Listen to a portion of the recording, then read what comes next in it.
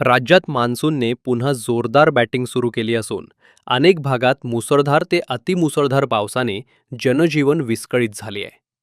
भारतीय हवामान विभागाने पुढील 24 ते 72 तासात पावसाची तीव्रता आणखी वाढण्याचा अंदाज व्यक्त करत मुंबई, ठाणे, पालघर, रायगड, रत्नागिरी तसेच नाशिक, पुणे आणि सातारा जिल्ह्यांच्या घाटमाथा भागासाठी रेड अलर्ट जारी केलाय.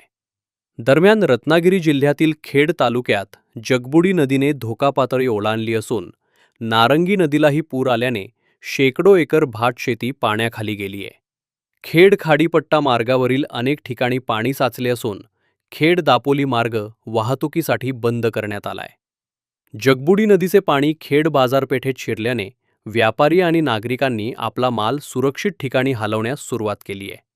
दापोलीतही पावसाचा जोर कायम असून केळसकर नाका, नांगरबुडीसह अनेक सखल भाग जलमय झाले आहेत. तर चिपळूणमध्ये मुसळधार पावसामुळे शहरातील छत्रपती शिवाजी महाराज चौक, अनंत आईस फॅक्टरी आणि मच्छी मार्केट परिसरात रस्त्यांवर पाणी साचले आहे. वाशिष्ठी नदीची पाणी पातळी वाढल्याने बाजारपुलाला पाणी टेकले असून नदीचा प्रवाह आणखी वाढल्यास बाजारपूल परिसरात पूरस्थिती निर्माण होण्याची शक्यता व्यक्त केली जाते. रायगड जिल्ह्यातही मुसळधार पावसामुळे परिस्थिती गंभीर बनली आहे.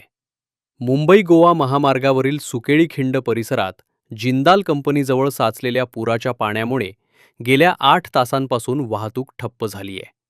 नागोठणे परिसरातून वाहणाऱ्या आंबा नदीने धोक्याची पातळी गाठल्याने कोळीवाडा परिसरातील अनेक घरांमध्ये आणि नागोठणे बाजारपेठेत पुराचे पाणी शिरले आहे. त्यामुळे नागरिक आणि व्यापाऱ्यांना मोठ्या अडचणींचा सामना करावा लागत असून प्रशासनाने आपत्कालीन यंत्रणा सतर्क केल्या आहेत. एकूणच गेल्या 4 दिवसांपासून सुरू असलेल्या अतिमुसळधार पावसामुळे संपूर्ण कोकणात पूरस्थिती निर्माण झाली असून जनजीवन विस्कळीत झाले आहे. पुढील 24 तास मुंबई, ठाणे आणि संपूर्ण कोकणासाठी अत्यंत महत्त्वाचे मानले जात असून प्रशासनाने नागरिकांना सतर्क राहण्याचे, नदीकाठच्या भागांपासून दूर राहण्याचे आणि आवश्यक नसल्यास प्रवास टाळण्याचे आवाहन केले आहे.